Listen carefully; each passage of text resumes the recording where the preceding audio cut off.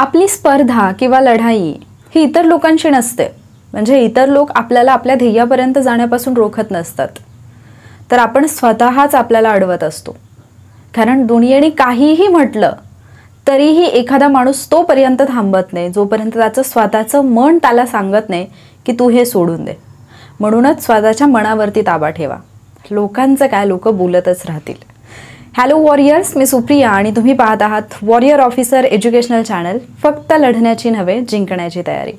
तर आजच्या लेक्चरमध्ये मी जो टॉपिक घेणार आहे तो आहे पॅराजंबल. आणि पॅराजंबलसाठी खूप वॉरियर्सनी मला वारंवार रिक्वेस्ट केलेली होती आणि त्याच्यासाठी मी एक पोल पण घेतला होता चॅनलवरती आणि त्याच्यामध्ये सुद्धा मोस्ट ऑफ द स्टुडंटनी वोट केलेला आहे की पॅराजंबलचं एक लेक्चर घेऊन ये. आणि म्हणून पॅराजंबलचं हे लेक्चर मी घेऊन आली आहे, ज्याच्यामध्ये म्हणजे हे लेक्चर पाहिल्यानंतर तुमचे पॅराजंबलचे क्वेश्चन्स हे बिलकुल चुकणार नाहीत. ठीक आहे, तर पहिल्यांदा तर पॅराजंबल म्हणजे काय हे तुम्ही समजून घेणं गरजेचं आहे. पॅराजंबल म्हणजे काय क्वेश्चन असतात, तर तुम्हाला एक 3 ते 4 सेंटेन्सेस दिलेले असतात. हे वेगवेगळ्या फॉर्मॅटमध्ये दिलेले असू शकतात. सरळ सरळ तुम्हाला कधी कधी वाक्याची सुरुवात दिलेली असेल अँड देन तुम्हाला खाली 4 वाक्य दिलेली असतील आणि विचारलेलं असेल. म्हणजे पहिले जे सुरुवात आहे ती दिली आहे, ते वाक्य अर्ध दिलं, देन 4 ऑप्शन दिलेले आहेत आणि त्याच्यातून तुम्हाला मग त्या वाक्यांचा क्रम योग्य पद्धतीने लावायचा. किंवा कधी कधी तुम्हाला इथे S1 आणि इथे S6 दिलेलं असतं आणि मधली जी 4 सेंटेन्सेस आहेत ती जंबल केलेली असतात. किंवा कधी कधी सरळ हे 4च वाक्य दिलेली असतात, विधानं दिलेली असतात आणि त्याच्यातून तुम्हाला योग्य सेंटेन्स कुठला आहे, म्हणजे योग्य क्रम कुठला आहे तो ओळखायचा असतो. याला तुम्ही पॅराजंबल असं म्हणता. मग जेव्हा पॅराजंबलचा विषय येतो तेव्हा ज्या स्टुडंट्सचं इंग्लिश बॅकग्राऊंड नाही आहे ते खूप गोंधळात जातात. कारण त्यांना असं वाटतं की जोपर्यंत मला पूर्ण वाक्य समजत नाही आहे, जोपर्यंत मला इंग्लिश वाचता येत नाही आहे, वाचता इन द सेन्स समजत नाही आहे, वाचता तर तुम्हाला येतच असेल, तुमचं ग्रॅज्युएशन झालं आहे म्हणजे, पण जोपर्यंत मला इंग्लिश कम्प्लिटली समजणार नाही तोपर्यंत मला पॅराजंबल येणार नाही असं बऱ्याच जणांना वाटतं. मात्र पॅराजंबल सोडवण्यासाठी सुद्धा काही ट्रिक्स आहेत. त्या जर तुम्ही अप्लाय केल्या तर तुमचं इंग्लिश तितकं जरी बेटर नसेल तरी सुद्धा तुम्ही पॅराजंबलच्या क्वेश्चनमध्ये पैकीच्या पैकी मार्क्स घेऊ शकता. आणि त्याहूनही महत्त्वाची गोष्ट ही आहे की पॅराजंबल हा जो टॉपिक आहे इथे बऱ्याच जणांना टाईममध्ये प्रॉब्लेम येतो. जसं की पॅराजंबलचे क्वेश्चन सोडवताना खूप जास्त टाईम जातो आणि त्याच्यामुळे पेपर वेळेत कव्हर होत नाही. सो आजचं लेक्चर पाहिल्यानंतर तुम्हाला टाईम मॅनेजमेंटही जमेल, कारण त्या ट्रिक्स तुम्ही यूज केल्या की काही सेकंदामध्ये तुमचं पॅराजंबलचं सुद्धा आन्सर येईल.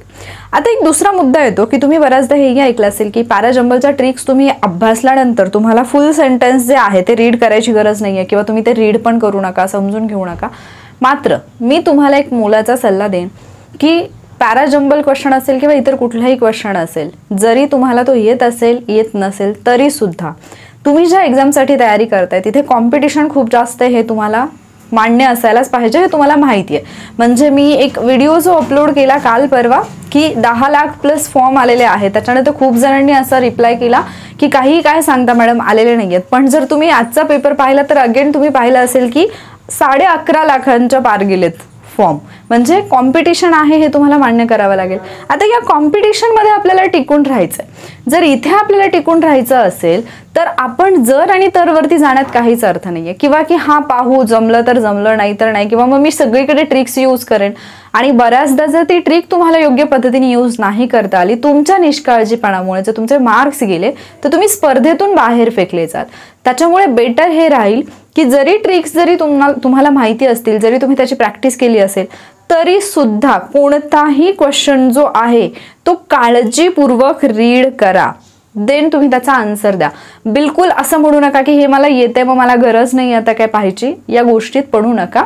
प्रश्न वाचा, समजून घ्या, देन उत्तर द्या. ज्या पण ट्रिक्स अप्लाय करायच्या आहेत त्या करा.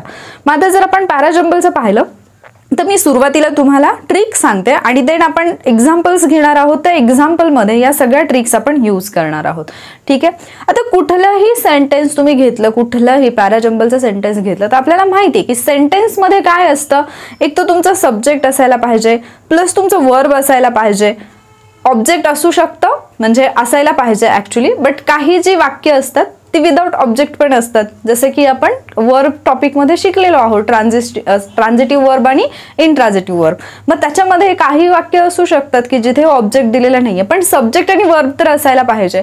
मग आता ज्यावेळेला तुम्ही मराठीतून जरी हा सब्जेक्ट समजून घेतला, हा टॉपिक समजून घेतला, तरी एक गोष्ट तुमच्या लक्षात येते की कुठलंही वाक्य जेव्हा सुरू होतं त्यावेळेला ते सुरू होण्याची एक पद्धती असते. म्हणजे काही वाक्य ही अर्धवट असतात.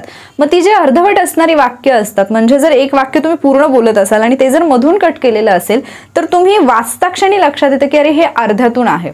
सो तुम्हाला हे आयडेंटिफाय करता आलं पाहिजे की ही वाक्याची सुरुवात आहे की काय आहे, म्हणजे ओपनिंग स्टेटमेंट कुठलं आहे ते तुम्हाला शोधता आलं पाहिजे आणि क्लोजिंग स्टेटमेंट कुठलं आहे, कुठलं सेंटेन्स आहे की जे शेवटचं असू शकतं हे तुम्हाला ओळखता आलं पाहिजे. आता ह्या सगळ्या ट्रिक आहेत, ज्यावेळेला आपण एक्झाम्पल्स पाहू त्यावेळेला तुमच्या लक्षात येईल की अरे हा हे असं आहे, इतकं इझी आहे, आपण उगीच त्याला अवघड करून ठेवतो. मग आता ट्रिकमध्ये पहिली ट्रिक जी आहे ती तुमची कशाशी रिलेटेड असेल, नाउन, प्रोनाउन आणि ॲडजेक्टिव्ह. आता एक गोष्ट लक्षात घ्या, कुठलंही वाक्य त्याच्यामध्ये जर आधी नाउन आलेलं असेल, ठीक आहे, म्हणजे वाक्यामध्ये प्रोनाउन केव्हा येईल, जर नाउन आलेलं असेल, म्हणजे कुठल्या तरी नाउनची माहिती देण्यासाठी, म्हणजे नाउनच्या ठिकाणी प्रोनाउन वापरलेलं असेल. फॉर एक्झाम्पल, मी जर आत्ताचा आपला जो काही क्लास सुरू आहे याचा जर आपण विचार केला तर मी असं जर म्हटलं की सुप्रिया शिकवत आहे, ती पॅराजंबल हा टॉपिक शिकवत आहे, तर आता आपण पहिल्यांदा तो सुप्रिया हे नाव वापरले, देन आपण काय म्हटले, ती, म्हणजे ती कोणासाठी वापरले, सुप्रियासाठी वापरले.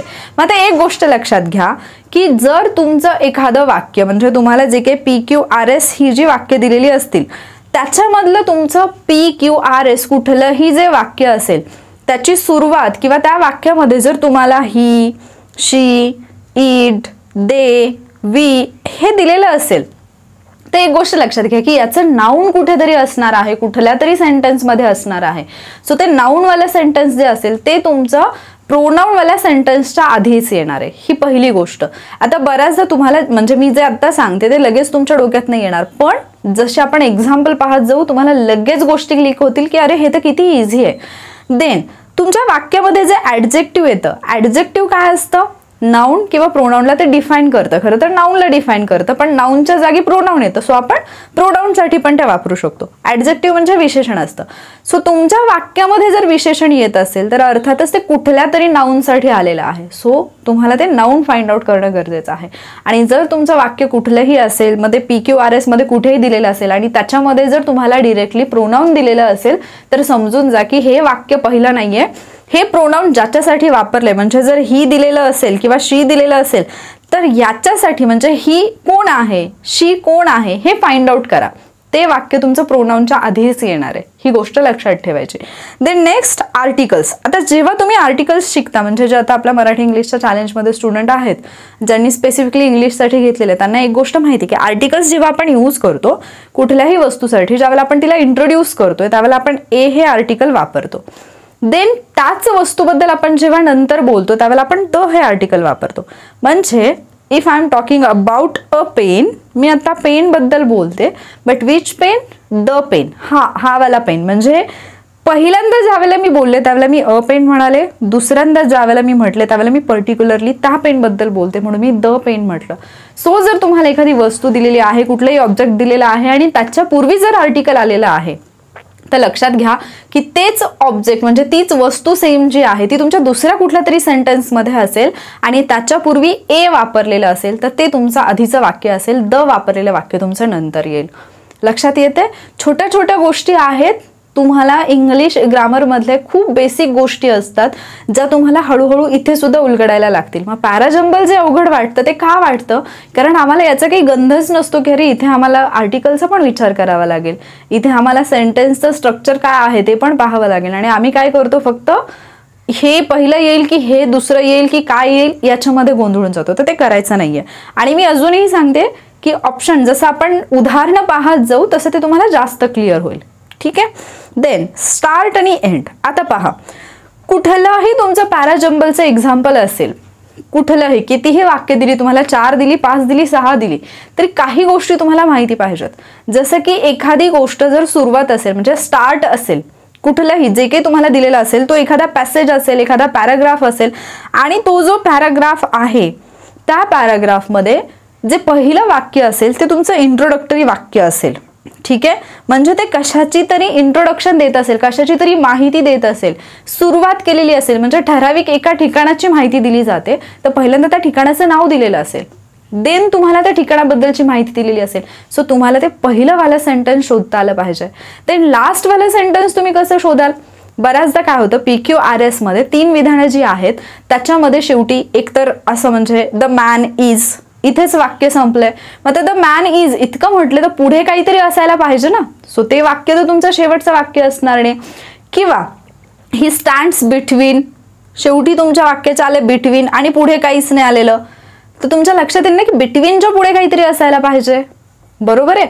किंवा बऱ्याचदा असं येतं की ही लुक्स ॲट, कशाकडे, लुक्स ॲट व्हॉट, तर ते जे आहे म्हणजे वाक्य अर्ध आहे की पूर्ण आहे हे तुम्ही वाक्य वाचतानाच लक्षात येतं. किंवा काही वेळेला तुम्हाला अशी यादी दिलेली असते, काही ठराविक शब्द दिलेले असतात आणि शेवटी आलेलं असतं अँड. मग आता अँड नंतर पुढे कुठलं ना कुठलं तरी वाक्य असणार आहे. सो ही जी वाक्य आहेत ही तुमच्या वाक्य म्हणजे तुमचा जो क्रम आहे त्याच्यातलं शेवटचं वाक्य ते कधीच नसतं, कारण त्याच्या पुढे कुठलं ना कुठलं तरी वाक्य येणं गरजेचं असतं. आणि सुरुवातीचा जरी आपण विचार केला तरी जी वाक्य, आता समजा बट आहे, समजा PQRS मधलं एक वाक्य आहे ज्याच्यामध्ये सुरुवातच त्याची बटनी झाली आहे, ते वाक्य तुमचं सुरुवातीचं कधीच नाही असणार. बरोबर आहे. ॲज अ रिझल्ट ऑफ असं वाक्याची सुरुवात आहे. आता मला सांगा, जेव्हा असं म्हटलं जातं की ॲज अ रिझल्ट ऑफ, त्यावेळेला ते वाक्य सुरुवातीचं कसं असेल, त्याच्या अगोदर काहीतरी दिले ज्याचा रिझल्ट म्हणजे ज्याचा परिणाम पुढे दिलेला आहे, म्हणजे आधी दुसरं कुठलं तरी वाक्य आहे.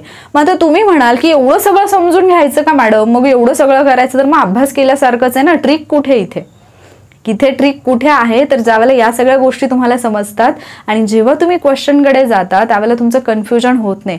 पाहता क्षणी तुमच्या लक्षात येतं की हे वाक्य कुठलं आहे आणि त्याच्यावरूनही त्याच्याही पेक्षा जास्त मोस्ट इम्पॉर्टंट गोष्ट कुठली आहे, when you go to the options, जेव्हा तुम्ही ऑप्शनकडे जातात, ऑप्शन पाहता क्षणी तुमच्या लक्षात येतं की इथे PQRS दिलंय, QPRS दिलंय की काय दिले. मग तुम्हाला जर कळलं की Q हे माझं सुरुवातीचं वाक्य आहे तर तुम्ही P वाला ऑप्शन तिथेच काढून टाकता. तुम्हाला इतकं जरी कळलं की S माझं शेवटचं वाक्य नाहीच आहे, कारण Sच्या शेवटी अँड आलंय, त्याच्यानंतर कुठलं तरी वाक्य येणार आहे, मग हा वाला, हे दोन्ही ऑप्शन तुमचं उत्तर नाहीये, हे तुम्हाला कळतं. म्हणून तुम्हाला या गोष्टी माहिती असणं गरजेचं आहे. समजलं. देन लॉंग फॉर्म आणि शॉर्ट फॉर्म. आता एक गोष्ट लक्षात घ्या, समजा 2 सेंटेन्सेस दिलेली आहेत, म्हणजे 4 सेंटेन्सेस आहेत, त्यातली 2 सेंटेन्सेस आहेत, त्यातल्या एका सेंटेन्समध्ये तुम्हाला एखाद्या व्यक्तीचं नाव दिले आणि ते तुम्हाला पूर्ण नाव दिलेलं आहे, फुल नेम दिले. सेकंड सेंटेन्समध्ये त्याचा शॉर्ट फॉर्म वापरलाय. फॉर एक्झाम्पल, जर तुम्हाला असं एखादं नाव दिलं, आपण एक रॅन्डमली जर असं नाव घेतलं, समजा की सॅम गुप्ता असं नाव दिलंय. सो पहिल्यांदा तुम्हाला सॅम गुप्ता असं एका वाक्यात नाव दिलं आणि दुसऱ्या वाक्यामध्ये तुम्हाला मिस्टर गुप्ता असं दिलेलं आहे. सो लक्षात ठेवा की जे तुमचं फुल फॉर्म जो आहे म्हणजे पूर्ण नाव जे दिलेलं आहे ते नेहमी वाक्य तुमचं या शॉर्ट फॉर्मच्या आधी येतं, कारण कोणालाही आपण इंट्रोड्यूस करताना पहिल्यांदा त्याच्या पूर्ण नावासह करतो. देन आपल्याला ज्या वेळेला म्हणजे परत परत त्यांचं नाव घ्यायचं तर आपण पूर्ण नाव न वापरता आपण त्याचा शॉर्ट फॉर्म वापरू शकतो. त्यामुळे तुमचं फुल फॉर्म जे असेल ते वालं वाक्य तुमचं शॉर्ट फॉर्मच्या वाक्याच्या आधीच असेल. ही गोष्ट व्यवस्थित लक्षात ठेवायची. समजलं. देन लास्ट आहे काही कीवर्ड्स आहेत, जसं की मी आत्ताच तुम्हाला सांगितलं बट आहे, देन आहे on the other hand, on the other hand. आता ज्यावेळेला आपण ऑन दी अदर हँड म्हणतो याचा अर्थ आपण पहिल्यांदा कुठली तरी गोष्ट सांगितली आहे आणि आपण त्याच्या विरुद्ध दुसरी कुठली तरी गोष्ट सांगतोय, म्हणजे हे असं आहे but on the other hand, पण दुसरी गोष्ट अशी आहे. सो आपण कॉन्ट्रास्ट दाखवतोय. सो ज्यावेळेला कॉन्ट्रास्ट दाखवलं जाईल तिथे. देन जर आपण पाहिलं हावेवर आहे. देन जर आपण पाहिलं इन ॲडिशन टू असेल, ॲज वेल ॲज असेल, अँड असेल, याने जर वाक्यांची सुरुवात होत असेल, असे बरेचसे शब्द आहेत, एवढेच नाही, असे खूप सगळे शब्द आहेत. या शब्दांनी जर वाक्यांची सुरुवात होत असेल तर ते वाक्य कधीही पहिलं नसतं. मग ज्यावेळेला तसा कुठलाही कीवर्ड तुम्हाला वाक्याच्या सुरुवातीला दिसेल तर त्याने सुरू होणारा जो ऑप्शन आहे, म्हणजे ज्या वाक्यामध्ये दिले, समजा P या वाक्यामध्येच असे वर्ड्स तुम्हाला सापडले तर तुमचा जो पॅरा आहे, जो पॅराग्राफ आहे, तो कधीही त्या वाक्याने सुरू होणार नाही.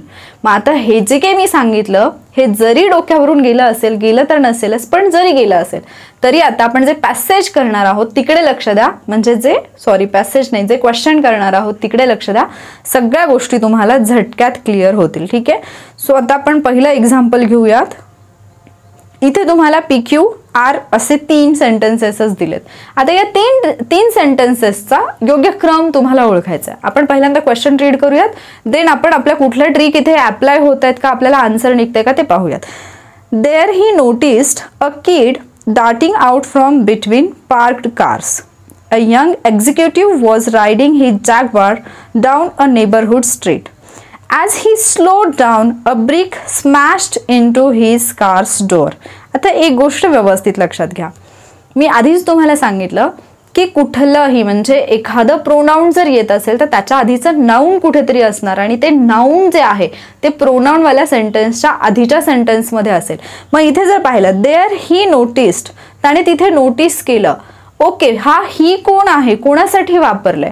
नेक्स्ट सेंटेन्समध्ये जर आपण पाहिलं तर अ यंग एक्झिक्युटिव्ह, सो हा जो ही वापरलाय तो एक्झिक्युटिव्ह साठी वापरलेला आहे. सो तुमचा पी जो आहे तो क्यू नंतरच यायला पाहिजे.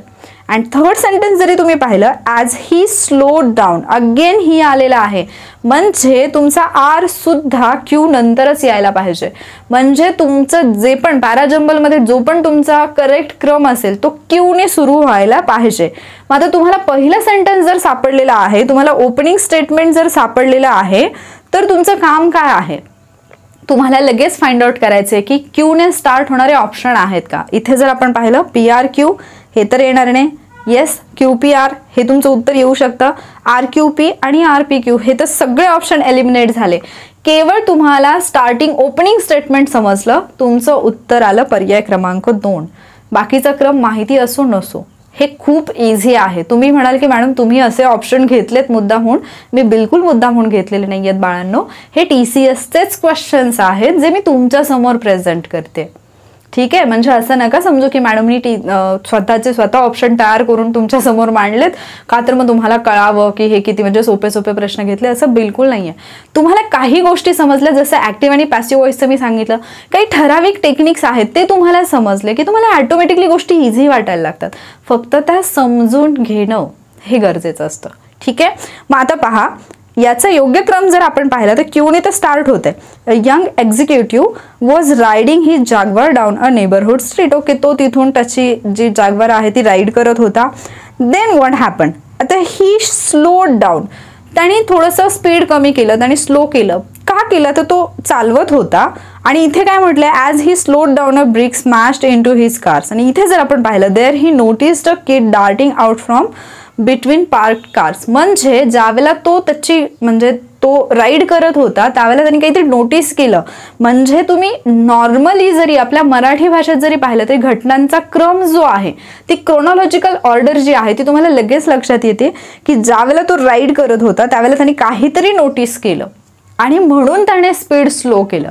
असं आहे का त्याने स्पीड स्लो केलं आणि मग त्याने पाहिलं तो का म्हणून आधीच स्पीड स्लो करेल. समजलं. सो तुमचं जे करेक्ट ऑप्शन आहे ते QPR येईल. इथे आपण कुठली वाली ट्रिक वापरली, आपण वापरली नाउन प्रोनाउन वाली ट्रिक. ठीक आहे, नेक्स्ट क्वेश्चन पाहूयात. आता इथे 4 सेंटेन्सेस आहेत. ठीक आहे, okay. Huge quantities of garments were stocked inside the rooms of the building. आता पहा, मी तुम्हाला आर्टिकल्सची एक ट्रिक सांगितली. मी सांगितलं की कुठल्याही याच्याबद्दल म्हणजे कुठलीही वस्तू आहे, थिंग आहे, ऑब्जेक्ट आहे, जे काही आहे त्याच्याबद्दल बोलताना ज्यावेळेला आर्टिकल वापरलं जातं तर बिल्डिंगच्या अगोदर ए येतं इतकं तर आपल्याला माहिती आहे. बट इथे द बिल्डिंग म्हटलंय म्हणजे पर्टिक्युलरली कुठल्या तरी बिल्डिंग बद्दल बोललं गेलंय. आता आपण पर्टिक्युलरली केव्हा बोलतो एखाद्या गोष्टीबद्दल म्हणजे द केव्हा वापरतोय आपण ऑलरेडी ती गोष्ट इंट्रोड्यूस केलेली असेल, पहिल्यांदा आपण त्याचं इंट्रोडक्शन दिलेलं आहे, देन आपण त्याच्यासमोर द वापरतोय. म्हणजे माझं पी हे सेंटेन्स पहिलं नाहीये. मला पहिलं वाक्य वाचताच कळलं की पी माझं पहिलं नाहीये. Then directly go to option and eliminate. P वाला आहे का कुठे इथे. येस, पर्याय क्रमांक 4 आहे. हा माझा क्रम असूच शकत नाही. Next sentence, the building had 3 floors and only first floor got majorly affected. Again the building had म्हणजे आता त्या बिल्डिंग बद्दल माहिती दिली जाते. सो तिला ऑलरेडी तिचं इंट्रोडक्शन दिलेलं असणार कुठेतरी. म्हणजे माझं जे क्यू सेंटेन्स आहे हे सुद्धा पहिलं नाहीये. करेक्ट. मग आता क्यू वाला ऑप्शन जर पाहिला, तिसरा ऑप्शनही गेला, हे पण माझा आन्सर नाहीये. नेक्स्ट सेंटेन्स कडे गेलो. Although no one was injured. आता पहा, ऑल्दोनी दिलेला आहे सेंटेन्स. असं म्हटलंय की जरी कोणी हे झालेलं नसेल, इंजर्ड झालेलं नसेल, but it took a large effort to douse the flames. आता पहा, इथे अगेन सांगितलंय की म्हणजे कुठली तरी घटना घडली आहे आणि त्याचा परिणाम दिलेला आहे. म्हणजे जो परिणाम आहे तो घटना आधी झालेली असते, देन त्याचा परिणाम दिलेला असतो. त्याच्यामुळे हे जे सेंटेन्स आहे तुमचं आर, हे पण तुमचं फर्स्ट सेंटेन्स नाहीये, आरने सुरू होणारा ऑप्शन गेला. Now I do not need to read the fourth sentence. गरजच नाहीये मला फोर्थ सेंटेन्स वाचायची, कारण माझं उत्तर एलिमिनेशननी चाललंय ना. तरीही आपण आपला आन्सर जर चेक करायचं म्हटलं, आता पहा, तुम्ही केवळ आर्टिकल्स वरती गेलात आणि जे कीवर्ड्स मी सांगितले या 2 ट्रिक्स वापरल्या, तुमचं उत्तर लगेच आलं. तरीही आपण चेक करायचं म्हटलं तर चौथ्या ऑप्शनमध्ये दिलंय SRQP. एसने सुरुवात होऊ शकते का पाहूयात. A major fire broke out in a 4-story building in the city. आता इथे काय आहे, आले बिल्डिंगसाठी, बरोबर. सो त्या बिल्डिंगमध्ये आग लागली इतकं तर आपल्याला कळलं. आता त्याचं जे काही म्हणजे सुरुवातीला आग लागली आहे, देन त्या बिल्डिंग बद्दलची माहिती दिली आहे. या बिल्डिंगमध्ये आग लागली, ओके, कोणीही इंज्युअर नाही झालं, पण तरी सुद्धा ती आग विझवण्यासाठी खूप जास्त एफर्ट्स घ्यावे लागले, ओके. देन तुमचं कुठलं सेंटेन्स येते, ती जी बिल्डिंग आहे तिला 3 फ्लोअर्स होते आणि फक्त फर्स्ट फ्लोअर जो होता त्या फ्लोअरवरती जास्त म्हणजे तो फ्लोअर जास्त अफेक्ट झाला होता त्या आगीमुळे, okay. And then huge quantities of garments were stocked inside the room of the building. Clear. म्हणजे इथे तुम्ही आपली जी ट्रिक आहे आर्टिकलवाली ती यूज केली आणि तुमचं आन्सर आलं. म्हणजे पॅराजंबलचे क्वेश्चन सुद्धा इझी आहेत, फक्त या छोट्या छोट्या ट्रिक्स तुम्हाला माहिती असायला पाहिजेत. नेक्स्ट क्वेश्चन पाहूयात आपण. A biologist was involved in an experiment with a shark. Okay, हे तुमचं सुरुवातीचं वाक्य असू शकतं, कारण सरळ सरळ इंट्रोडक्शन दिली आहे, कुठल्या तरी घटनेची सुरुवात दिली आहे. लक्षात घ्या, एखाद्या घटनेची सुरुवात असेल, एखादं जनरल ट्रूथ दिलेलं असेल. जनरल ट्रूथ म्हणजे जे की आपण जनरली मांडतो, ठीक आहे, किंवा एखादं जनरल स्टेटमेंट दिलेलं असेल. जनरल स्टेटमेंट म्हणजे काहीतरी माहिती, जसं की इथे आहे स्टेटमेंट दिलेलं असेल, किंवा एखादं जे आपण युनिव्हर्सल ट्रूथ ज्याला म्हणतो, जनरल ट्रूथ किंवा युनिव्हर्सल ट्रूथ, की सूर्य पूर्वेला उगवतो पश्चिमेला मावळतो, या पद्धतीने. तर ते जरी असेल तरी सुद्धा ते तुमचं फर्स्ट सेंटेन्स असू शकतं. मग आता इथे जर पाहिलं, a biologist was involved in an experiment with a shark. आता हे झालं पहिलं सेंटेन्स. आता हे तुमचं पहिलं असू शकतं, पण लगेच मग हे पहिलंच आहे गृहीत धरायचं का नाही. पुढचे जे सेंटेन्सेस आहेत ते पाहायचे आणि ते तुमचं म्हणजे असं तर नाही ना की त्याच्या अगोदर पण काहीतरी माहिती दिली आहे. खरं तर हेच पहिलं असायला पाहिजे, पण आपण हे चेक करायचं, कारण हडबडीमध्ये गडबडीमध्ये सोपं आहे, मला येत आहे, ओव्हर कॉन्फिडन्समध्ये आपण मार्क्स घालवून बसतो आणि ते आपल्यासाठी म्हणजे ती मार्क घालवण्याची सवय आपल्यासाठी खूप मोठी रिस्क असू शकते आणि आपल्याला बिलकुल रिस्क घ्यायची नाहीये, कारण आपल्याला स्पर्धेत टिकायचं, आपल्याला आपला स्कोअर एवढा चांगला आणायचा की आपलं सिलेक्शन झालं पाहिजे. क्लिअर. आता पहा, as expected the shark ate every single fish. आता ॲज एक्सपेक्टेड म्हटलंय म्हणजे जशी अपेक्षा होती त्या पद्धतीने, जसं म्हणजे एक्सपेक्ट केलं होतं त्या पद्धतीने. काय एक्सपेक्ट केलं होतं, शार्क बद्दल माहिती दिली, पण त्याच्या अगोदर डेफिनेटली काहीतरी असणार आहे. म्हणजे क्यूने माझ्या वाक्याची सुरुवात नाही आहे, क्यू वाला ऑप्शन आहे इथे, मी तो एलिमिनेट केलाय. Then he placed a shark in a tank along with other small fishes. He placed, who, he कोणासाठी आलाय, हे प्रोनाउन आलं ना, प्रोनाउन कोणासाठी आलंय. माझं पहिलं वाक्य आरही असणार नाही, आरची 2 वाक्य गेली, माझ्याकडे उरलं फक्त सेकंड सेंटेन्स, आलं माझं आन्सर. पूर्ण वाक्यही वाचायची गरज नाही पडत. तुम्ही इथे केवळ ही पाहिलं की तुम्ही आरवाले ऑप्शन्स डिलीट करताय, ॲज एक्सपेक्टेड वाचलं की तुम्ही हा वाला ऑप्शन डिलीट करताय, तुमचं उत्तर लगेच येत आहे PRQ. म्हणजे पूर्ण क्रम कसा असेल याचा, a biologist was involved in an experiment with a shark. एका बायोलॉजिस्टने शार्क सोबत म्हणजे एक्सपेरिमेंट करायचं होतं, त्याच्यामध्ये तो इन्वॉल्व होता. देन त्यांनी काय केलं मग, ही placed a shark in a tank along with other small fishes. Again पहा, इथे आहे अ शार्क, मी आर्टिकलची ट्रिक बोलले ना. थर्ड सेंटेन्समध्ये आहे अ शार्क, सेकंड सेंटेन्समध्ये काय आहे, द शार्क. क्लिअर. तुम्ही पहिल्यांदा इंट्रोड्यूस करताय, then you will use a, article a. Then तुम्ही त्याच गोष्टीबद्दल परत बोलताय, यू विल यूज द. समजतंय का, काही घुसतंय का डोक्यात, घुसत असेल, घुसायलाच पाहिजे, ऑप्शन नाहीये दुसरा काय. जे काही पॅराजंबलचं खूप जास्त जम्बलिंग झालंय डोक्यामध्ये, ते कुठेतरी बाहेर पडत असेल आणि हायसं वाटत असेल, अरे हां येईल मला, हे येत आहे. नेक्स्ट क्वेश्चन पाहूयात. Once upon a time. Okay, आता लहानपणापासून शिकलोय. वन्स अपॉन अ टाइम म्हणजे काय, वाक्याची सुरुवात नेहमी कुठली स्टोरी असेल, कुठली क्रोनॉलॉजी काही आपण म्हणजे जनरली स्टोरी असेल किंवा ज्या जुन्या घडून गेलेल्या काही घटना असतात त्या सांगताना आपण वन्स अपॉन अ टाइम सुरू करतो.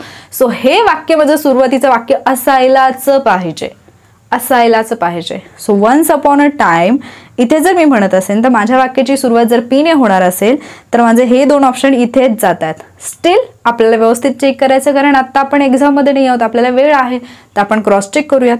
वन्स अपॉन अ टाइम हे माझं पहिलं असेल. Okay. One patient had window in the side wall. Okay, एका पेशंटला विंडोच्या म्हणजे साईड वॉलला एका पेशंटला जी काही हे मिळाली म्हणजे one patient had window in the side wall. एका पेशंटच्या रूमला हे होतं म्हणजे वॉलला विंडो होती असं आपण म्हणूयात, किंवा वॉल साईडच्या विंडोला त्याची रूम होते. वन पेशंट, आता हे एका पेशंटची माहिती दिली आहे. While the other one, while the other one म्हणजे आता इथे दुसऱ्याबद्दल माहिती दिली आहे. ज्यावेळेला आपण दुसऱ्या गोष्टीबद्दल बोलतो तेव्हा कुठली ना कुठली तरी पहिली गोष्ट असणार आहे ना. म्हणजे तुमचं आर हे वाक्य क्यूच्या नंतरच यायला पाहिजे. आर हे वाक्य तुमचं कधीच सुरुवातीचं वाक्य असणार नाही, बिकॉज इथे म्हटलंय वाईल द अदर वन. इथे दुसऱ्याबद्दल बोलतोय आपण म्हणजे पहिल्याबद्दल काही ना काहीतरी असायला पाहिजे. आरने सुरुवात नाही होणार इथे. आरचं वाक्य तर आपण ऑलरेडी असेल तसं एलिमिनेट केलेलंच आहे. Then they occupied the same hospital. They कोणासाठी वापरले? देच्या आधी कोणीतरी असेल ना. सो तुमचं एसनी पण वाक्याची सुरुवात होणार नाही. एस वाला तो ऑप्शनच दिलेला नाहीये भैया. चलो आता जर आपण पाहिलं once upon a time two men got admitted in the same hospital. Okay, हे तुमचं पहिलं वाक्य आहे. आलं आपलं पी. ठीक आहे. आता ज्या वेळेला हॉस्पिटलमध्ये दोन माणसांना ॲडमिट केलं, they occupied the same hospital room. त्यांना सेम म्हणजे त्यांना सेम हॉस्पिटलची रूम मिळाली. सो हे वाक्य तुमचं येईल दुसरं. देन आता दोघांना मिळाली, या दोघांमध्ये काहीतरी गोष्ट सांगितली आहे. पुढची काय सांगितली आहे? One patient had window in the side wall म्हणजे बाजूच्या भिंतीला एक खिडकी होती म्हणजे त्याला खिडकीच्या साईडची सीट मिळाली किंवा आपण म्हणू तिथलं त्याला बेड मिळालं. सो इथे वन पेशंट हे यायला पाहिजे आधी. वाईल द अदर वन म्हणजे इथे आपण दुसऱ्याबद्दल बोलतोय तर तो तुमचा जाईल शेवटी. PSQR कुठे आहे? पर्याय क्रमांक 4 मध्ये आहे तुमचं उत्तर. तर तुम्ही म्हणाल मॅडम तुम्ही तर म्हटलं लगेच उत्तर येईल, किती वेळ लागतोय? अरे बाळांनो, हे मी तुम्हाला एक्सप्लेन करते. सो इथे वेळ लागणार आहे, पण तुम्हाला एकदा कळलं की हां वाईल द अदर वन असं म्हटलंय म्हणजे हे वाक्य आधी नाहीये, याच्यानंतर क्यू यायला पाहिजे. सो क्यू आणि आर वाला क्रम जर पाहिला तर इथे आहे आणि इथे आहे. ओके, इथे क्यू आणि आर इथे दोघांच्या मध्ये गॅप आहे. पण सगळ्यात महत्त्वाची गोष्ट जी मी तुम्हाला सांगितली वन्स अपॉन अ टाइम पहिलं असायला पाहिजे. सो या दोन्हीमध्येच आपलं जे काही असेल ते तुमचा आन्सर येणार आहे. इतकी गोष्ट कळली. देन दे आलेला आहे. देनी तर सुरुवात नाहीच आहे आणि आपण सुरुवातीचं असं तसं एलिमिनेटच केलंय. तर ह्या ज्या पण काही म्हणजे जेवढ्या पण गोष्टी मी सांगते म्हणजे 4-5 ट्रिकच्या माध्यमातून सांगितलं, पण हे जे पण सांगते ते जर इम्प्लिमेंट केलं व्यवस्थित तर काही सेकंदात उत्तर येते. त्याच्यासाठी एवढं काय म्हणजे मला अगदी इंग्लिश आलं पाहिजे, मी PhD केली पाहिजे, गरज आहे का? नाही. देन नेक्स्ट क्वेश्चन पाहूयात आपण. अगेन 4 सेंटेन्सेस दिलेत. English heritage is maintaining responsible for 39 London statues. They were erected. आता इथे दे वर इरेक्टेड आहे. सो क्यूने माझ्या वाक्याची सुरुवात नाहीये, क्यूने इथं दिलेलाच नाही ऑप्शन. ठीक आहे. They reflect values of the values of the time. They reflect आरनी माझ्या वाक्याची सुरुवात होणार नाही बिकॉज दे दिलेलं आहे. सो आर वाले ऑप्शन्स गयो. These values may not align. These values, which values? आता दीज व्हॅल्यूज म्हणजे अगेन कुठल्या तरी व्हॅल्यूज बद्दल माहिती दिली आहे. त्या व्हॅल्यूज बद्दल आधी काहीतरी माहिती असायला पाहिजे. माझं वाक्य एसनी सुद्धा सुरू होणार नाही. 4th ऑप्शनही गेला. Then I got the answer PQRS. Clear? कसं येतं आन्सर? मग आहे तसंच क्रम आहे. English heritage is maintaining responsible for 39 London statues. They were erected in the 19th and 20th centuries. They reflect the values of the times in which they were created and unveiled. These values may not align with the values we hold today. आहे असा passage दिलाय. बऱ्याचदा असे होतं की as it is दिलंय, पण आपल्याला असं वाटतं की अरे नाही, मला फसवण्यासाठी असं दिलं असेल का, मग मी थोडंसं उलटं सुलटं करून बघतो. म्हणजे जसं मी एक उदाहरण जे मी खूप वेळा सांगते, ॲक्च्युली तुम्ही ऐकलं असेल यापूर्वी, की प्रश्न होता की पाल हे थंड हवेचं ठिकाण कोणत्या जिल्ह्यात आहे. One of my student she thought की त्यांना कदाचित तिथे पाली लिहायचं असेल, कारण तिने पाल कधी ऐकलेलंच नव्हतं. तिला वाटलं की तिथे पाली लिहायचं असेल म्हणून तिने क्वेश्चन पेपरमध्ये पालचं पाली केलं अँड देन जे उत्तर आहे ते लिहिलं, म्हणजे पाली ज्या जिल्ह्यात आहे ते उत्तर लिहिलं, पण ते पाल या ठिकाणाबद्दल होतं. तर असं कधी कधी आपल्याला वाटतं की अरे नाही, त्यांच्याकडून मिस्टेक झाली असेल. बिलकुल तसा विचार नाही करायचा. जर मिस्टेक झाली असेल देन ही त्यांची रिस्पॉन्सिबिलिटी आहे, हा त्यांचा प्रॉब्लेम आहे की काय करायचं त्या मिस्टेकचं. याचं टेन्शन आपण घ्यायचं नाही. ठीक आहे, नेक्स्ट क्वेश्चन पाहूयात. With the advice he received, आता पहा मी पूर्ण वाचते आहे. With the advice he received, आता ही रिसिव्ड हे माझं पहिलं सेंटेन्स नाही आहे. ॲडवाइस त्याला आधीच भेटलाय, म्हणजे सल्ला त्याला आधीच मिळालाय. सो हे वाक्य कसंच माझं पहिलं वाक्य नाही आहे. ए वाला, एने सुरू होणारा ऑप्शन आहे का? अरे ऑप्शनच नाही आहे, म्हणजे इथे डिफिकल्ट वाटते. सेकंड सेंटेन्सकडे जाऊया. The king had a kind heart and his people loved him. Okay, the king, आता पहा king had a kind heart, इथे दिलंय द किंग, म्हणजे अ किंग बद्दलची माहिती कुठेतरी असायला पाहिजे. बी वाला माझं सेंटेन्स असणार नाही, बीने सुरू होणारं ऑप्शन माझं असणार नाही. एलिमिनेट केलं. ओके, एक ऑप्शन एलिमिनेट झाला. देन सी कडे गेलो. ही would seek advice. He would, आता अगेन ही वापरले, प्रोनाऊन आलं. हे प्रोनाऊन कोणासाठी तरी वापरले, तसंही आपल्याला सेकंड सेंटेन्समध्ये लक्षात आलं की किंगसाठी वापरले. सो थर्ड सेंटेन्स जे आहे सी ने सुरू होणारं, हे सुद्धा माझं फर्स्ट सेंटेन्स नाही आहे. सो माझा ऑप्शन 3 जो आहे तो पण एलिमिनेट झाला. आता माझ्याकडे 2 ऑप्शन आहेत. आता इथे तुम्ही 2 पद्धतीने उत्तर काढू शकता. एक तर ऑप्शनवरून जा, म्हणजे ऑप्शन वाचा आणि ऑप्शननुसार क्रम लावून पहा. नसेल म्हणजे तुमचं तुम्हाला लावता येत असेल तर गुड, बट जर तुम्ही ऑप्शनवरून गेलात तर ते जास्त इझी राहतं. का? कारण मग तुम्हाला केवळ 2 सेंटेन्सेस बऱ्याचदा बघावे लागतात. जसं इथे की डी ए आणि डी बी आहे, तर 2 सेंटेन्सेसवरूनच तुमचं उत्तर येईल. तुम्हाला 4ही सेंटेन्सेसचा क्रम लावायची गरज पडेल का? बिलकुल नाही. मग आता जर आपण पाहिलं डी नंतर ए येऊ शकतं का हे आपण पाहूयात. डी सेंटेन्स काय आहे तुमचं? Once upon a time. आता इथे पहा, वन्स अपॉन अ टाइम चौथ्या वाक्यात आहे, तसंही तुमचं वन्स अपॉन अ टाइम वरून पण कळलं असतं तुम्हाला की पॅराजंबलमध्ये जो ऑप्शन आहे तो डी ने सुरू व्हायला पाहिजे. So once upon a time there was a king who ruled the land of Okaygo. हे माझं मे बी प्रोनाऊन्सिएशन याचं चुकत असेल. आता हे जर पाहिलं आपण, त्याच्यानंतर ए येऊ शकतं का? With the advice he received he was able to rule his people peacefully for many years. आणि बी असू शकतं का? The king had a kind heart and his people loved him. अर्थातच बी विधान हे डी नंतर यायला पाहिजे, कारण इथे ज्या वेळेला आपल्याला सांगितले म्हणजे एका राज्याच्या राजाबद्दल सांगितले अँड देन लगेच सांगितले he had a kind heart. So तुमचं डी नंतर यायला पाहिजे बी, आणि मग इथेच तुमचं उत्तर आलं. देन आलं C, he would seek advice from his council. आता इथे बोललं गेलं ॲडवाइस बद्दल अँड देन तुम्हाला ए मध्ये दिले विथ द ॲडवाइस, म्हणजे पहिल्यांदा त्याला सल्ला मिळालाय, देन त्या सल्ल्यासोबत म्हणजे त्या सल्ल्याप्रमाणे त्याने काम केलंय. सो सी नंतर ए तुमचं यायला पाहिजे आणि सी नंतर ए तुम्हाला इथेच पाहायला मिळतंय. सो हे आलं तुमच्या प्रश्नाचं उत्तर. डिफिकल्ट जरी वाटत असेल एखादा टॉपिक, जर तुम्ही त्याच्यामध्ये घुसून थोडंसं जर गोष्टी समजून घेतल्या तर ते तुम्हाला इझी वाटायला लागतं. ठीक आहे. सो इथे पॅराजंबलचं जर आपण पाहिलं तर आन्सर 4 आहे. असंही नाहीये की ऑप्शन मी माझ्या सोयीनुसार घेतलेत, जे तुम्हाला विचारलेले आहे TCSनी क्वेश्चन त्याच्यानुसारच हे ऑप्शन्स आहेत. देन आता इथे मी परत तुम्हाला ट्रिक्सचं जे मगाशी स्लाइड दाखवली ती झाली, ती आपण परत एकदा रिवाइज करूयात. नेक्स्ट क्वेश्चन जर आपण पाहिला, फुल कॉन्सन्ट्रेट करा माझ्या आवाजावरती. ठीक आहे. इथे अगेन PQRS हे वाक्य दिलेत. The industrial revolution was a period of history in the west. Okay, आता हा जो काही पॅसेज आहे, जो काही पॅराग्राफ आहे तो इंडस्ट्रियल रिव्हॉल्युशन बद्दलचा आहे. इतकं तर कळलं. म्हणजे जर तुम्हाला इथे एक स्टेटमेंट दिले जे काहीतरी इंट्रोड्यूस करते, म्हणजे हे तुमचं फर्स्ट सेंटेन्स असायला पाहिजे. ठीक आहे. तरीही आपण पुढचं पाहणार आहोत. मग पी तुमचं सुरुवातीला असू शकता, हा एक ऑप्शन तुम्ही ठेवू शकता, त्याच्यामुळे पी ने सुरू न होणारे ऑप्शन तुमचे जातात. बट स्टील आपण पुढे जाऊन पाहूयात. The industrial revolution began in England in the later half पाहिजे इथे ऑफ द 18th century. आता पहा, सुरुवातीला तुम्हाला इंडस्ट्रियल रिव्हॉल्युशन बद्दल बोलले अँड देन इंग्लंड मधल्या रिव्हॉल्युशन बद्दल बोलले. बऱ्याचदा ही गोष्ट पण लक्षात ठेवा की एखाद्या गोष्टीबद्दल बोललं जाते, ज्यावेळेला ती ब्रॉडर लेवलला असते तर ती पहिल्यांदा येईल, देन ती छोट्या लेवलला येईल. म्हणजे एखादी गोष्ट ज्यावेळेला आपल्याला इंट्रोड्यूस करायची आहे तर ती आपण ब्रॉडर लेवलला करू, देन आपण त्या छोट्या पार्टमध्ये जिथे असेल तिथे जाऊ. पण हे 100% प्रत्येक वेळी असंच असेल असं नाही. कधी कधी एखाद्या गोष्टीची सुरुवात एखाद्या छोट्या ठिकाणावरून झाली आहे अँड देन ती सगळ्या म्हणजे बाकीच्या प्रदेशामध्ये पसरली, असं सुद्धा होऊ शकतं. ठीक आहे, त्याच्यामुळे या गोष्टीच्या बाबतीत मात्र ही ट्रिक 100% लागू होईल असं नाही. पण तुम्ही वाक्य जरी वाचलं तरी वाक्याच्या सेन्सवरून तुमच्या लक्षात येत आहे इंडस्ट्रियल रिव्हॉल्युशन पिरियड सांगितले सुरुवातीला, देन तुम्हाला सांगितले की लेटर हाफ म्हणजे नंतर सुरू झालेली आहे. So half of the 18th century असं सांगितलं, त्यामुळे क्यू तुमचं नंतरच येईल, पिणे सुरू होऊ शकतं.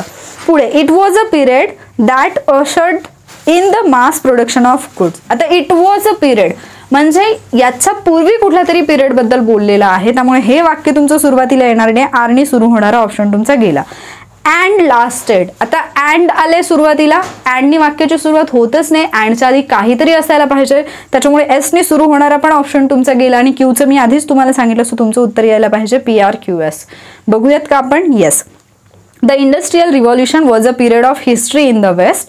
ओके, देन तुमचं येईल वाक्य it was a period that ushered in the mass production of goods. Okay, then तुमचं येईल मग इंडस्ट्रियल रिव्हॉल्युशन इंग्लंडमध्ये कधी सुरू झालं, and then and lasted until about the mid 19th century. आता पहा, इथे आणखी एक गोष्ट, हा तुमचा क्रम तर तुमच्या लक्षात आला, पर्याय क्रमांक 1 होतं याचं उत्तर. आता पुढची गोष्ट जर लक्षात घेतली, इथे सेंचुरी आहे आणि कॉमा दिलाय म्हणजे हे शेवटचं सेंटेन्स नाहीये, क्यू तुमचं लास्ट सेंटेन्स असणार नाही, हे तुमचा ऑप्शन इथे तुमचा एलिमिनेट झाला. देन आता इथे हे असू शकतं, ओके, हे पण असू शकतं. सो क्यू फक्त एक ऑप्शन तुमचा एलिमिनेट होतो. पण एक गोष्ट लक्षात घ्या, that in mass production. Okay, आता एक गोष्ट लक्षात घ्या की ज्यावेळेला तुम्हाला अशा पद्धतीचे प्रश्न येतात, म्हणजे हे मला इथे लगेच हे याच्यावरून कॉमावरून आठवलं म्हणून मी सांगितलं, पण जे मी तुम्हाला कीवर्ड्स दिलेत, काही कीवर्ड्स जे वाक्याच्या सुरुवातीला असतील तर ते वाक्य सुरुवातीचं असणार नाही, आणि काही कीवर्ड्स जे वाक्याच्या शेवटी असतील तर ते वाक्य शेवटचं असणार नाही. म्हणजे शेवटचं वाक्य किंवा सुरुवातीचं वाक्य या दोन्ही पद्धतीने तुम्ही ऑप्शन एलिमिनेट करू शकता, हे मला तुम्हाला सांगायचं होतं. नेक्स्ट क्वेश्चन जर आपण पाहिला, one day a small opening appeared on it. Okay, on it आले कशावरती तरी, म्हणजे कशावरती, हे तुमचं पहिलं वाक्य असणार नाही, पीने सुरू होणारा option eliminate. Second sentence, he watched the butterfly. He watched who, pronoun आले डिरेक्टली, कोणीतरी आधी असायला पाहिजे, क्यूने तुमचं वाक्य सुरू होणार नाही, गेले ऑप्शन, उरला तुमच्याकडे एकच ऑप्शन, हे आलं तुमचं उत्तर. TCSचेच क्वेश्चन्स आहेत. ठीक आहे, आता पहा, a man found a cocoon of a butterfly. हे तुमचं पहिलं वाक्य झालं, ते जे असतं ना बटरफ्लायचं, ते छोटंसं म्हणजे बटरफ्लाय तयार होण्यापूर्वी, दॅट इज. देन काय झालं मग, one day a small opening appeared on it. Okay, त्या कॉकूनवरती ते स्मॉल ओपनिंग त्याला दिसलं, and then he watch the butterfly struggling to get out of it. असं येईल तुमच्या वाक्याचा योग्य क्रम. ठीक आहे, थोडंसं बॅकग्राऊंड नॉलेजला अवॉइड करा please, because I can't do anything with it. Next question घेऊयात. The only person she didn't hate was her loving boyfriend. आता इथे आले शी, पहिलं वाक्य असेल का, हे कधीच नाही असणार, सो पीने सुरू होणारं वाक्य एलिमिनेट. नेक्स्ट आहे purely for the fact she was blind. Again she असेल का फर्स्ट सेंटेन्स, बिलकुल नाही, सो क्यूने स्टार्ट होणारे ऑप्शन गेले. तुमच्याकडे उत्तर आलेलं आहे पर्याय क्रमांक 3. फक्त प्रोनाउनवरती तुमची उत्तरे येत आहेत, आर्टिकल्सवरती तुमची उत्तरे येत आहेत, देन मी जे कीवर्ड सांगितले त्याच्यावरती तुमचे उत्तर येतात, अँड देन हे सगळंच तुम्हाला जर लॉजिक यूज नसेल होत, देन तुमचं स्टार्ट अँड एंडवाली जी ट्रिक आहे त्याच्यावरून तुमची उत्तर येतील. जसं की इथे जर पाहिलं, शी वॉज ब्लाइंड हेटेड हरसेल्फ, इथे सगळी वाक्य अशी आहेत जी कंप्लीट होत आहेत, सो इथे आपण तसं म्हणू शकत नाही. ठीक आहे, सॉरी. ठीक आहे, so there was a blind girl who hated herself purely for the fact she was blind. का हेट करत होती ती स्वतःला, कारण ती ब्लाइंड होती. But the only person she didn't hate was her loving boyfriend. इथे क्लिअर होते, म्हणजे हे जे आहे याचं जे उत्तर आहे ते पर्याय क्रमांक 3 हे येत होतं. ठीक आहे, तर हे होते पॅराजंबलचे बरीचशी उदाहरणं, जे ट्रिक आहेत त्या मी तुम्हाला व्यवस्थितपणे एक्सप्लेन केल्यात. आता तुमचं हे काम आहे कमीत कमी 10 ते 15 क्वेश्चन्स सॉल्व्ह करा. जर मला शक्य झालं तर मी पॅराजंबलचे काही क्वेश्चन्स PDF फॉर्मॅटमध्ये आपल्या टेलिग्राम चॅनलवरती सेंड करेन. मग त्याची जी उत्तरं आहे ती तुम्ही टेलिग्रामवरती सेंड करू शकता, किंवा पॅराजंबलचं जर मला पॉसिबल झालं तर मग आपल्या क्विज जसं मी घेत आहे आपल्या यूट्यूब चॅनलवरती कम्युनिटीला, त्या पद्धतीने घेईन. ठीक आहे, जसं जमेल तसं. सो हे जे सेशन होतं ते डेफिनेटली तुमच्यासाठी युजफुल ठरलं असेल आणि बऱ्याचशा गोष्टी तुम्हाला क्लिअर झाल्या असतील. पॅराजंबल जितकं अवघड तुम्हाला यापूर्वी वाटत होतं तितकं आता वाटत नसेल अशी आशा आहे. तुमचा फीडबॅक नक्की कळवा. बरेचशा स्टडी रिलेटेड गोष्टी, स्टडी रिलेटेड मटेरियल असेल, किंवा जसं मी आता म्हटलं की क्वेश्चनची PDF असेल, किंवा जे काही वोकॅबलरी मी घेते त्याची PDF असेल, किंवा डेली स्टडी टार्गेट असतील, तर ते तुम्हाला मिळतात आपल्या टेलिग्राम चॅनलवरती. तर त्याच्यासाठी टेलिग्राम चॅनल जॉईन केलं नसेल तर करून घ्या, लिंक डिस्क्रिप्शनमध्ये मिळेल. मी जनरली रात्री 9:30ला लाईव्ह येण्याचा प्रयत्न करते डेली, बट आज पॅराजंबलचं लेक्चर दिले तर आज नाही सांगतायत की लाईव्ह घेईन की नाही. बट जरी मी लाईव्ह सेशन घेणार असेल तरी त्याची अपडेट सुद्धा तुम्हाला आपल्या टेलिग्राम चॅनलवरती मिळते. त्यामुळे जर तुम्ही टेलिग्राम चॅनल जॉईन केलं नसेल तर करून घ्या. आणि बाकी जे व्हिडिओज आहेत आत्तापर्यंतचे, मग ते इंग्लिशचे असतील किंवा बाकी TCS पॅटर्ननुसार PYQचे जे पण सेशन घेतलेले आहेत, प्लस स्टडी प्लॅन जो आहे तो जो घेतलेला आहे, ते लेक्चर्स तुम्हाला पाहायला मिळतील आपल्या यूट्यूब चॅनलवरती. प्लेलिस्ट आहे तलाठीवरती स्पेशल क्लास म्हणून, तर त्या प्लेलिस्टमध्ये सगळे व्हिडिओज मिळतील आणि त्या प्लेलिस्टची लिंक सुद्धा डिस्क्रिप्शनमध्ये मिळून जाईल. ठीक आहे. सो व्हिडिओ जर आजचा तुम्हाला फायदेशीर वाटला असेल तर व्हिडिओला लाईक आणि शेअर नक्की करा. आणि त्यासोबतच चॅनलवरती नवीन असाल किंवा आधीपासून चॅनल पाहताय पण सबस्क्राईब केलं नसेल तर चॅनलला सबस्क्राईब सुद्धा करा. लवकरच भेटूया पुढच्या लेक्चरमध्ये. थँक्यू.